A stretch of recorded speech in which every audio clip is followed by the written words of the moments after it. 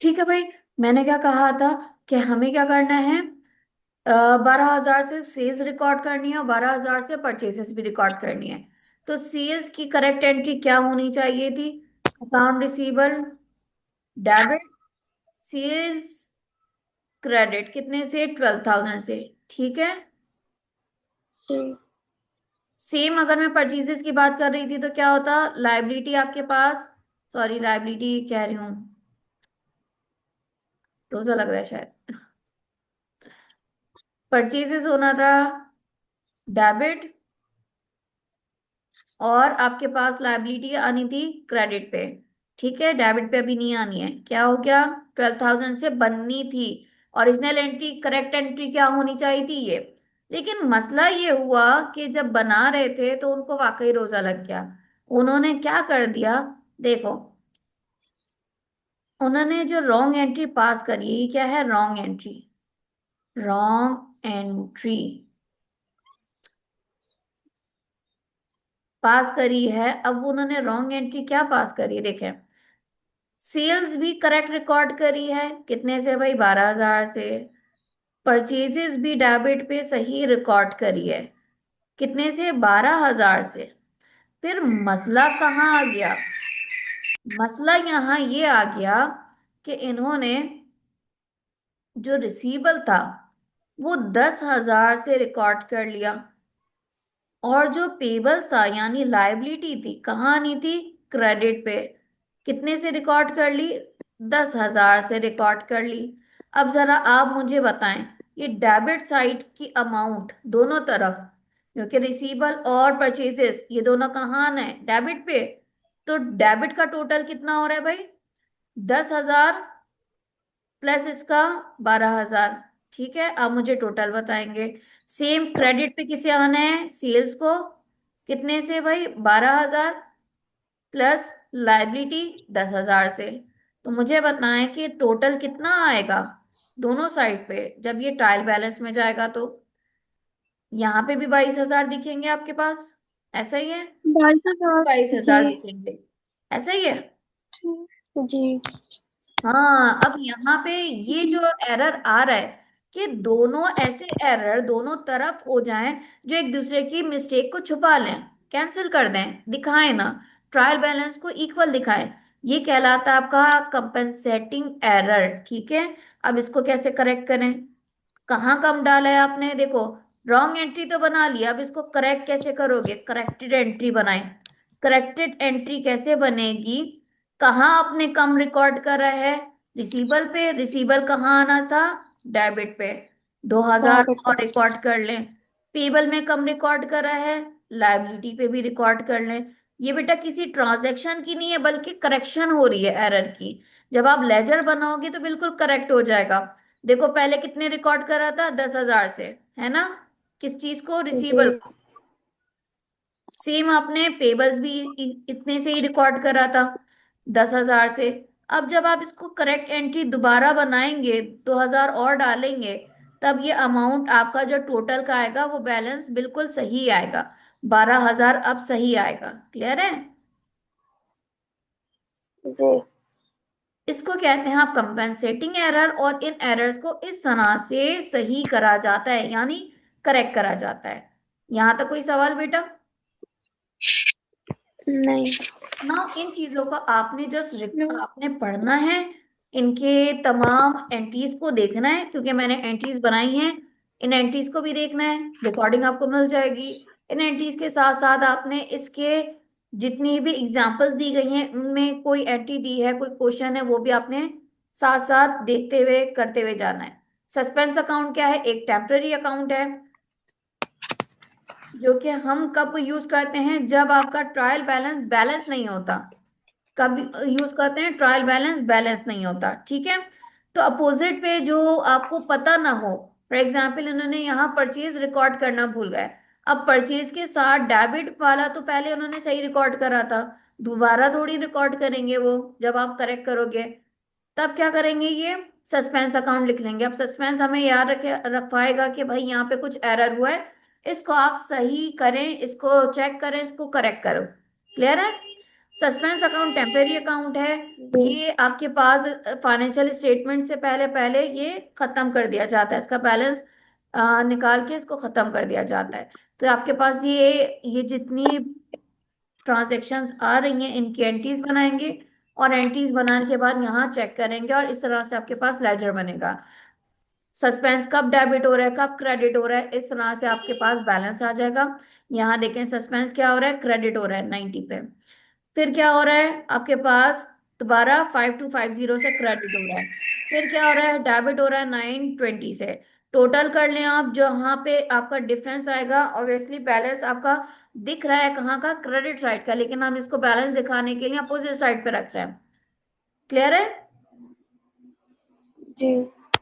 ठीक है। Now trial balance वाला जो क्वेश्चन है आपने करना है। ट्रायल बैलेंस वाला क्वेश्चन मैं बिल्कुल आपको कहूंगी कि वैसे ही करें जैसे हमने अभी देखा था। आपके पास ये ट्रायल बैलेंस अभी एडजस्ट नहीं है, प्री क्लोजिंग ट्रायल बैलेंस है, जहां पे आपको दिख रहा है जस्ट आपके पास अकाउंट डिटेल्स दी गई हैं, बैलेंसेस बताए गए हैं, लेकिन डेबिट और क्रेडिट नहीं करा हुआ। आपने देखे बगैर पहले इसको करना है, यहाँ पे आपके पास सोल्यूशन दिया गया है, लेकिन इसको देखे बगैर पहले करना है। ठीक है। पहले अनएडजस्टेड बनाना है, फिर एडजस्टमेंट करनी है, यानी यहाँ कुछ एंट्रीज दी गई हैं, लेजर पोस्टिंग करनी है, और फिर आपके पास दोबारा से ये नए सिरे से बनेगा, ये आपका कहलाता है। अब ये आपका कहलाएगा एडजस्टेड ट्रायल बैलेंस, लेकिन ये तमाम काम तभी होगा जब मैंने आपको ट्रांजैक्शन रिकॉर्ड करने का बोला था और लेजर पोस्टिंग करने के बाद उनको बैलेंस करने का बोला था। फिर आपके पास सही बैलेंस निकल कर आएगा। तो ये आपका होमवर्क है, ये पूरा कर कर आएंगे आप। देन आ जाते हैं हम स्टेटमेंट ऑफ फाइनेंशियल पोजीशन और statement of profit and loss पे। कैसे बनती हैं? आपके पास वही तमाम जो बैलेंसेस हमने निकाले थे ट्रायल बैलेंस से, फिर आप क्या करते हो, one by one statement of financial position और statement of profit and loss में रिकॉर्ड करते रहते हैं। ठीक है। ये आपके पास फॉर्मेट है। क्या लिखा हुआ है, किस चीज का फॉर्मेट है आपके पास, statement of profit and loss का।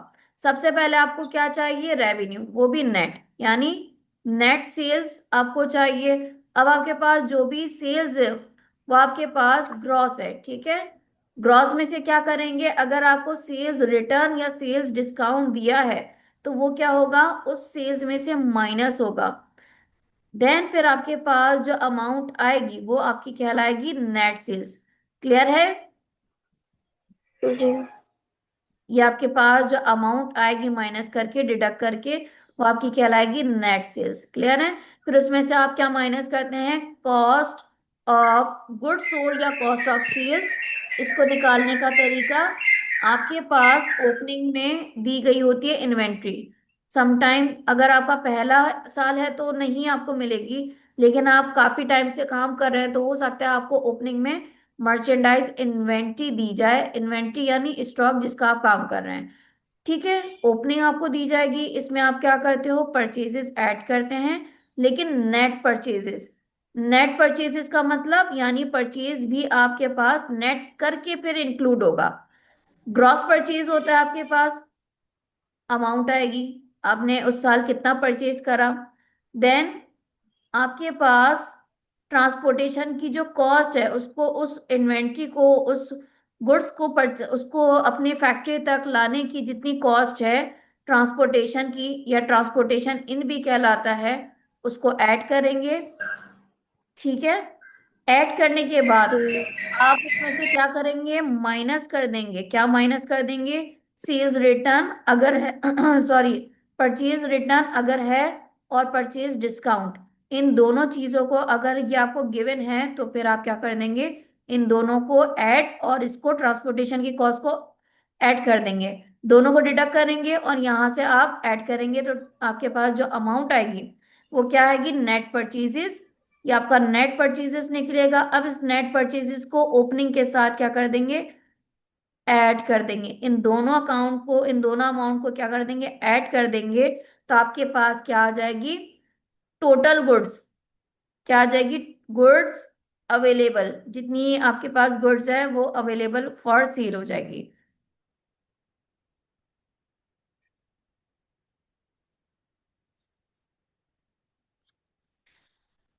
ठीक है। टोटल गुड्स आपको पता चल जाएगी कि कितनी आपके पास अवेलेबल है। जितना आपका पहले का माल था वो आपका कहलाएगा लास्ट, जो मंथ की रह गई थी क्लोजिंग में, वो उस इस पीरियड, इस महीने की क्या होगी, ओपनिंग वो। और इस साल आपने जितना भी इस महीने इस साल आपने जितना भी परचेज करा है वो सब आपके पास क्या होगा, बिकने के लिए अवेलेबल होगा, सेल होने के लिए वो माल अवेलेबल होगा। ठीक है, देन फिर आप क्या करते हैं, उसमें से माइनस कर देते हैं एंडिंग। आपके पास ये जो आपके पास टोटल अवेलेबल आया था, इसमें दो चीजें हैं। कौन कौन सी दो चीजें? एक तो वो गुड्स की कॉस्ट जो हमारी बिक गई है, हमें सिर्फ वो चाहिए। दूसरी क्या चीज है, वो कॉस्ट जो हमारी अभी तक बिकी नहीं है, वो इन्वेंट्री की कॉस्ट जो हमारी बिकी नहीं है। तो हम उस कॉस्ट को क्या कर देते हैं, माइनस कर देते हैं। यानी एंडिंग इन्वेंट्री जो आती है, वो हमारी अभी तक सेल नहीं हुई, तो हम क्या कर देते हैं, उसको माइनस कर देते हैं। तो हमारे पास किस चीज की अमाउंट आ जाती है, कॉस्ट ऑफ गुड्स सोल्ड, वो कॉस्ट जो हमारी बिक गई है। क्लियर है? जी। देन फिर इसमें से जितने भी आपके पास ऑपरेटिंग एक्सपेंसेस हैं, चाहे वो सेलिंग की वजह से हो रहे हैं, वो डिस्ट्रीब्यूशन की वजह से हो रहे हैं, वो आपके एडमिनिस्ट्रेशन की वजह से हो रहे हैं, वो तमाम के तमाम क्या कहलाते हैं, ऑपरेटिंग एक्सपेंसेस। और आप क्या करते हो, कॉस्ट में से माइनस कर देते हो। ठीक है। अच्छा, एक चीज जी। यहाँ पे बता नहीं रह गई है, रुके, इसको मैं दोबारा फेयर तरीके से करवा देती हूँ। थोड़ी घिच पिच भी हो रही है, मैं इसको ऐसा करती हूँ।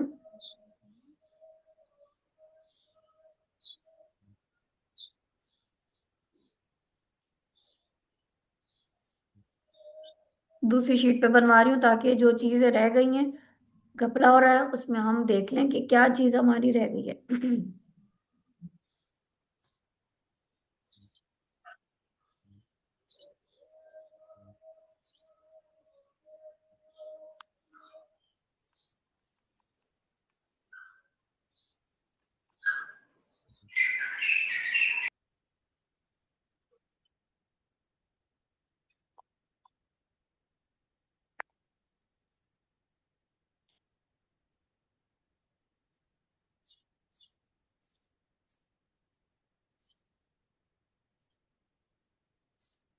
आपको दिख रहा है स्क्रीन पे? जी दिख रहा है। चलिए जी, इसको दोबारा से समझते हैं। देखें, इनकम स्टेटमेंट में सबसे पहले क्या लिखेंगे, कंपनी नेम आएगा, किस पीरियड की है वो आएगा। अच्छा, इनकम स्टेटमेंट आप कौन सी बना रहे हो? अच्छा, इनकम स्टेटमेंट कहलाती है या फिर आपका कहलाता है statement of profit and loss. ठीक है, किस पीरियड के, वो सब आपका आएगा। देन फिर आप शुरू करते हो अब यहां से सही काम। क्या आएगा सबसे पहले?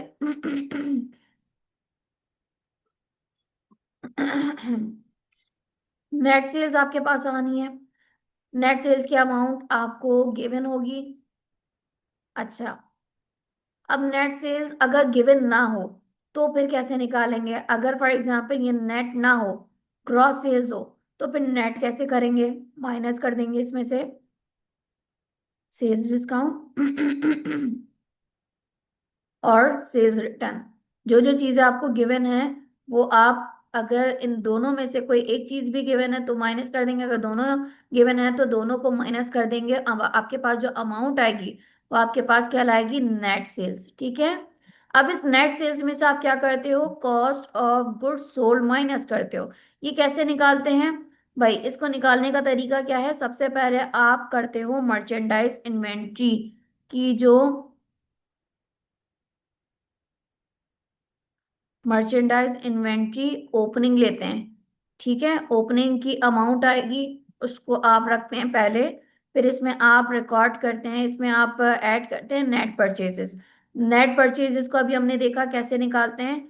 कैसे निकालेंगे भाई? आपके पास सबसे पहले ग्रॉस परचेजेस आएगा। ग्रॉस परचेजेस की कुछ अमाउंट आएगी, उसमें आप ऐड करेंगे ट्रांसपोर्टेशन इन की कॉस्ट। देन फिर आप इसमें से माइनस कर देंगे क्या, दोनों चीजें, परचेज रिटर्न अगर है, परचेज डिस्काउंट अगर है, दोनों की आप क्या कर दोगे, अमाउंट को माइनस कर देंगे तो आपके पास क्या निकल कर आ जाएगी, नेट परचेजेस। ठीक है। अब इस नेट परचेजेस को आप कहाँ लिखेंगे, आप ऊपर इसके साथ यहाँ पे ऊपर से देखेंगे कहाँ, ओपनिंग इन्वेंट्री और नेट परचेजेस को दोनों को एक साथ रखेंगे, देन दोनों को टोटल करेंगे तो आपके पास पता चल जाएगा कितनी गुड्स अवेलेबल हैं। गुड्स, एक मिनट, अवेलेबल फॉर सेल। ठीक है। तो टोटल गुड्स आपके पास कितनी अवेलेबल हैं वो आपको पता चल जाएंगी। करें करें, एक मिनट, एंड करें। यहाँ तक क्लियर है? जी क्लियर है। ठीक है। अब जितनी आपके पास अवेलेबल है, इसमें आपके पास दो चीजें हैं। दो चीजें कौन सी, एक आपके पास एंडिंग इन्वेंट्री की कॉस्ट है, दूसरे आपके पास कौन सी कॉस्ट है भाई, जो सेल हो चुकी है उस गुड्स की कॉस्ट। ठीक है। तो हमें क्या चाहिए, गुड्स ऑफ कॉस्ट चाहिए, कॉस्ट ऑफ गुड्स सोल्ड चाहिए, जो कि आपकी सेल हो चुकी है। तो हम क्या कर देंगे, एंडिंग इन्वेंट्री को माइनस कर देंगे। एंडिंग इन्वेंट्री आपके पास किसमें से माइनस होगी, टोटल जितनी आपके पास अवेलेबल थी उसमें से माइनस हो जाएगी। आपके पास अब क्या आ जाएगा, कॉस्ट ऑफ गुड्स सोल्ड। ठीक है। यहां तक बात क्लियर हुई होगी। जी जी। अच्छा, फिर आ जाते हैं आपके पास नेट सेल्स में से जब आप कॉस्ट निकाल लेते हैं तो आप क्या करते हैं, माइनस कर देते हैं कॉस्ट को। तो आपके पास क्या आ जाता है भाई, सेल्स में से जब आप माइनस करते हैं तो आपके पास जो अमाउंट आती है वो कहलाती है ग्रॉस प्रॉफिट। अब इस ग्रॉस प्रॉफिट में से आप क्या करते हैं, ऑपरेटिंग एक्सपेंसेस माइनस कर देते हैं। ऑपरेटिंग एक्सपेंसेस हमारे पास हमने अभी देखा तीन तरह के हैं, सेलिंग एंड डिस्ट्रीब्यूशन और एडमिनिस्ट्रेटिव। इस तरह से आपके पास बहुत सारे आएंगे। फॉर एग्जाम्पल आपके पास डेप्रिसिएशन आ सकता है, और बैड डेट्स आ सकता है, एडवर्टाइजिंग आ सकता है। सबकी अमाउंट को टोटल करेंगे। टोटल करने के बाद अब ये जो आपके पास टोटल आ जाएगा, टोटल आप लिखेंगे टोटल ऑपरेटिंग एक्सपेंसेस। तो आप क्या करोगे, ग्रॉस प्रॉफिट के नीचे लिखेंगे और इसमें से माइनस कर देंगे। अब ये जो आप ग्रॉस प्रॉफिट में से माइनस करेंगे टोटल ऑपरेटिंग एक्सपेंसेस, अगर आपके एक्सपेंसेस ज्यादा हैं इनकम से तो ऑब्वियसली वो आपका लॉस होगा, और अगर आपकी इनकम ज्यादा है आपके एक्सपेंसेस तो वो आपका प्रॉफिट होगा। ठीक है, लिख दिया जाएगा। क्लियर है? जी सेम इसी तरह से जी। आपके पास आ जाएगा।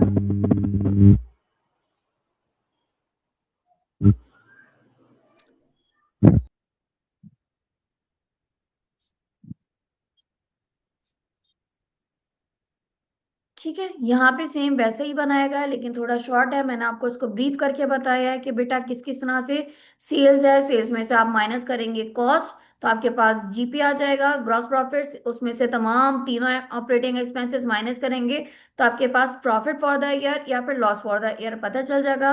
Then statement of financial position, क्या हमने ये क्वेश्चन के तहत भी समझा था, एसेट का टोटल किसके बराबर होगा, टोटल इक्विटी के, इसमें दोनों चीजें आएंगी, कैपिटल और लायबिलिटी। ठीक है।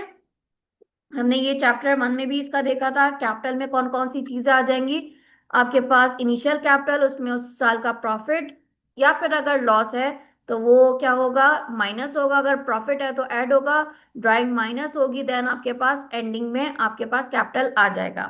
देन इसी तरह आप क्या करेंगे, टोटल लाइबिलिटीज भी आप क्या करेंगे, ऐड करेंगे। Total liabilities plus total equity assets के इक्वल आनी चाहिए। क्लियर है? इससे रिलेटेड मैं जी आपको होमवर्क दे दूंगी क्योंकि इसमें ज्यादा इतने क्वेश्चंस हैं नहीं। जस्ट इसमें एक फॉर्मेट बताया, क्या एसेट अगर फॉर एग्जांपल 1 लाख हैं, एसेट आपके पास फॉर एग्जांपल 1 लाख के एसेट्स हैं, तो आपके पास कैपिटल और इक्विटी को मिला के भी टोटल आपके पास 1 लाख ही बनने चाहिए। ठीक है। फॉर एग्जांपल आपके पास कैपिटल कितना है, 70 नहीं, ज्यादा, 70,000 का, और 30,000 की आपके पास लाइबिलिटीज है, तो दोनों को सम अप करेंगे किसके बराबर आएगा भाई, इस इन टोटल एसेट्स के बराबर आएगा। ठीक है, यहाँ तक क्लियर है? जी। इससे रिलेटेड आपको क्वेश्चन मैं ग्रुप में शेयर कर दूंगी, तो आप उससे प्रैक्टिस कर लीजिएगा। यहाँ तक बेटा हमारा चैप्टर 1 2 3 4 कंप्लीट होता है, यानी पार्ट ए कंप्लीट होता है, जो कि बहुत ही बेसिक चीजें हैं, लेकिन फाउंडेशन आपकी इसी से बनेगी, तब आप जाके स्टेटमेंट्स बनाना, स्टेटमेंट्स की अंडरस्टैंडिंग डेवलप तभी होगी कि भाई इसमें आपके पास इन तरह से चीजें क्यों आ रही है, डेबिट पे क्यों रिकॉर्ड हो रही है, लेजर्स में कैसे जा रही हैं, और करेक्ट कैसे हो रहे हैं एरर्स, वो तमाम चीजें क्लियर है यहाँ तक। जी। अब इनसे रिलेटेड आप क्वेश्चंस करेंगे, और जी। मैं ग्रुप में भी आपको दे दूंगी जो आपके पास statement of profit and loss और स्टेटमेंट ऑफ फाइनेंशियल पोजीशन से रिलेटेड आपके पास मेरे पास दूसरी बुक्स है, मैं आपको उसमें से रेफर कर दूंगी, जो कि इंटर में आपके पास सिंध बोर्ड की अगर मैं बात कर रही हूँ, तो मेरे पास जो बुक है मैं उसको रेफर कर दूंगी, ताकि आपके प्रैक्टिस हो जाए कि भाई इनकी स्टेटमेंट्स बनाते कैसे हैं। ठीक है, जी ठीक है। आज की क्लास यहीं तक रखते हैं, इंशाल्लाह फिर नेक्स्ट क्लास में मुलाकात होती है।